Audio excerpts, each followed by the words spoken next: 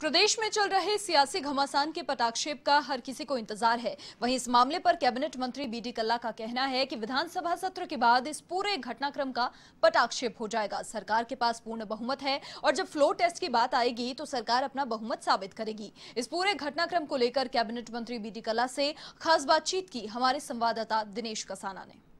राजस्थान में जिस तरह के सियासी हालात बने हुए हैं उनको लेकर पहले कांग्रेस विधायकों को 20 दिन जयपुर में और अब जैसलमेर शिफ्ट कर दिया गया। पिछले 7 दिन से कांग्रेस और कांग्रेस के समर्थित तमाम विधायक हैं उनको जैसलमेर रखा गया है। हमारे साथ हैं मंत्री बीडी कल्ला जी। कल्ला साहब, आप जैसलमेर के प्रभारी भी हैं, किस प्रकार की मेहमान नवाजी वहाँ पर विधायकों की हो रही है?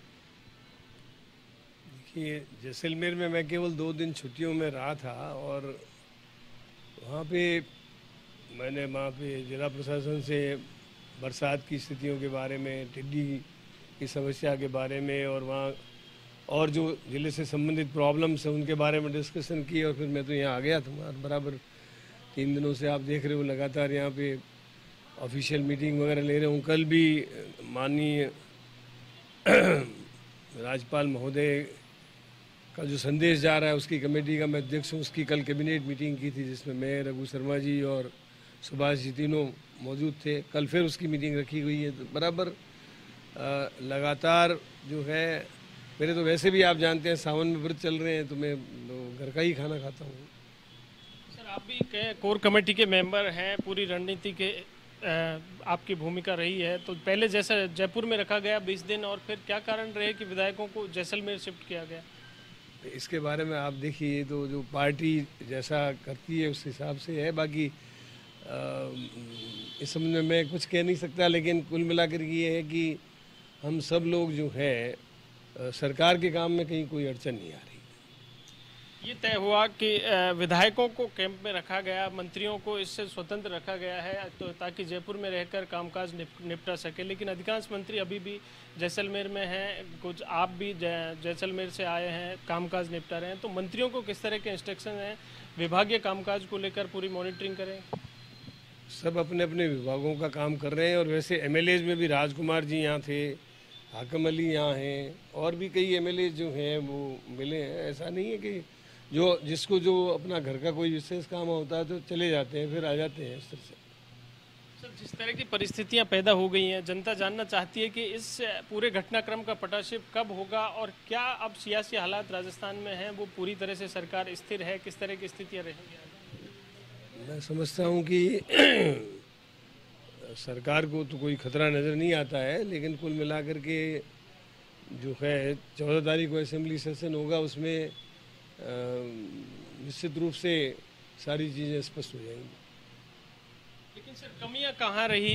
पार्टी के 19 जो विधायक हैं वो बागी हो गए, उनको राजस्थान में पार्टी से बात ना करके पार्टी के खुद प्रदेशाध्यक्ष चले गए यहाँ से छोड़कर, और कमियां कहाँ रही? कोऑर्डिनेशन कमेटी आला कमान की ओर से बनाई गई, कोऑर्डिनेशन कमेटी की बैठकें भी हुई, तो कहाँ कमियां मान रही? ये मेरा मैटर नहीं है, हाईकमान का मैटर है। हाईकमान इसको दोनों पक्षों के टच में है। लेकिन सर, जिस तरह से बागी गुट के विधायकों के बयान सामने आ रहे हैं कि उनकी आला कमान से नाराजगी नहीं है, नेतृत्व को लेकर नाराजगी है, तो उसको लेकर क्या करें? मैंने कहा ना, ये मेरा विषय नहीं है। ये जो कि एआईसीसी का विषय है तो एआईसीसी अपने स्तर पर सब पक्षों को सुनकर और बराबर सबके टच में है। लेकिन सर, इस पूरे घटनाक्रम के पीछे कौन है? लगातार कह रहे हैं कि बीजेपी लगातार सरकार गिराने के प्रयास कर रही है, लोकतंत्र को कमजोर कर रही है। एक ऑल इंडिया कांग्रेस कमेटी के लेवल पर भी कैंपेन शुरू किया गया, बीजेपी के खिलाफ ये मुहिम छेड़ी गई। नहीं, बीजेपी के खिलाफ मुहिम नहीं छेड़ी है। बीजेपी का तो जो काम करने का तरीका है, उन्होंने कर्नाटका में, मध्य प्रदेश में, मणिपुर में, गोवा में जिस तरीके से सरकारों को जो प्रजातांत्रिक तरीके से चुनी हुई थी उनको कमज़ोर किया, उनको एक तरह से समाप्त कर अपनी सत्ता बनाने की कोशिश की, वैसा ही प्रयास उन्होंने राजस्थान में भी किया है। तो मैं समझता हूँ कि बीजेपी के इस कृत्य को तो सभी लोग ये इस रूप में लेते हैं कि वो लोकतांत्रिक संस्थाओं के खिलाफ है और अपना वर्चस्व चाहती है। लेकिन सर, आप मानते हैं कि पार्टी में अभी भी बागियों के लिए रास्ते खुले हुए हैं? इस संबंध में हाईकमान के लोग ज़्यादा बता सकते हैं। मैंने कहा ना, इस संबंध में हमारे वो विशेष जानकारी नहीं है। बसपा के जो विधायक हैं उनको लेकर कांग्रेस में विलय हुआ, बीजेपी ने उसके खिलाफ याचिका लगाई, कोर्ट में मामला चल रहा है, क्या कहेंगे सर? विलय असंवैधानिक है? देखिए, विलय जो है वो बिल्कुल संवैधानिक है। उसका कारण ये है कि टीडीपी के 6 राज्यसभा सदस्यों में से 4 सदस्य राज्यसभा के बीजेपी के साथ मिल गए, वो तो जायज़ है, और 6 के 6 आदमी मिल गए वो जायज़ नहीं है। तो ये ड्यूअल पॉलिसी नहीं होनी चाहिए।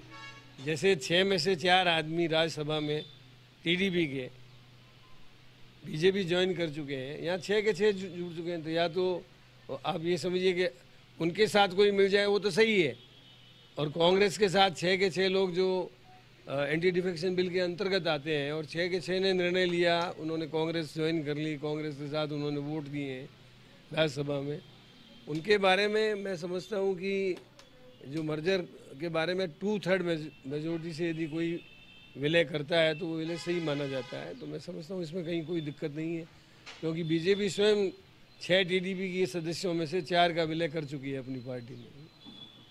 एक सर अंतिम सवाल, विधायक जैसलमेर कब तक रहेंगे, और जनता ये जानना चाहती है कि इस पूरे घटनाक्रम का पटाक्षेप, आपने कहा विधानसभा सत्र के बाद ये पूरे घटनाक्रम का पटाक्षेप हो जाएगा, मुख्यमंत्री की ओर से किस तरह के निर्देश मंत्रियों को हैं, या जैसलमेर में रहने के हैं, जयपुर में रहने के हैं, जनता के कामकाज को लेकर, जन सुनवाई को लेकर? देखिए, एमएलए और मंत्री जो कोई भी जहाँ जाना चाहता है सब स्वतंत्र है। कहीं कोई, मैंने बताया ना कि राजकुमार जी शर्मा नवलगढ़ अभी गए हैं, कल परसों ही हमारे साथ ही थे।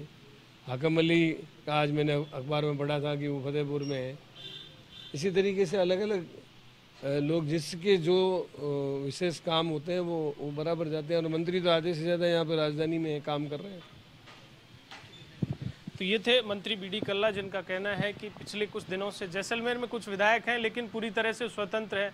जिस तरह के हालात आज राजस्थान में बने हुए हैं उनको लेकर बीडी कल्ला का कहना है कि विधानसभा सत्र के बाद इस पूरे घटनाक्रम का पटाक्षेप होगा।